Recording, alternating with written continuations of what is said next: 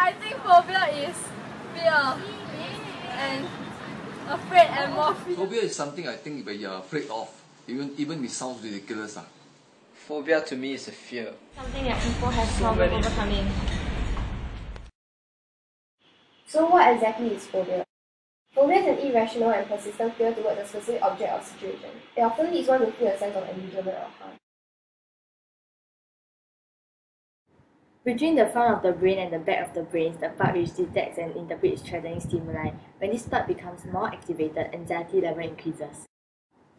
The front region contains a cortex in which processes negative emotions, resulting in increased levels of fear and anxiety.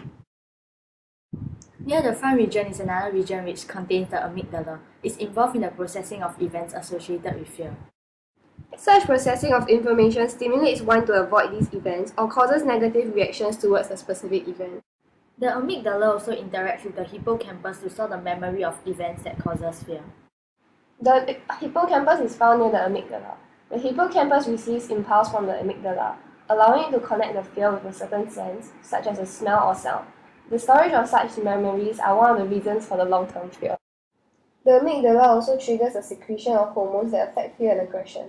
When the fear or aggression response is initiated, it releases hormones into the body to put the body into an alert state, which prepares the individual to move, run, fight, etc., generally referred to as the fight or flight response.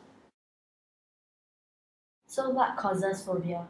Firstly, life experiences. Certain traumatic events that happen in one's past may lead to phobia. For example, a phobia of dogs may stem from one being attacked as a child. Secondly, family factors. Anxiety can be inherited. A child can inherit or be influenced by his parents' tendencies towards excessive anxiety.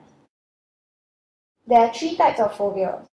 Specific phobia is the fear of a specific situation or object. For example, fear of aeroplanes or fear of cats. The second major type of phobia is social phobia. It's the fear of people or social situations. Lastly, agoraphobia is the fear of being trapped in an inescapable place or situation.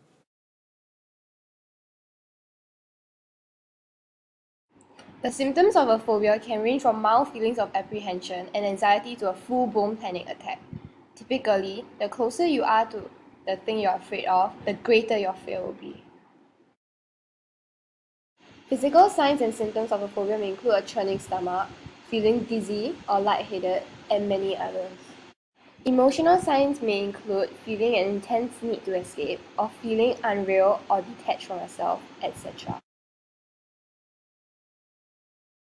Generally, most will subscribe these things called desensitization. It means, okay, if you face the situations or the subjects that you're afraid of, more often you will become accustomed to it. And once you're accustomed to it, then you will not be so afraid of it. So it's like you confront it. Okay, that's one. Second way, okay, is what we call cognitive behavior cognitive treatment therapy. Okay, what it encompasses is to explain to the client or the patient, give them a more rational view of the things that they're afraid of. It's like, for example, okay,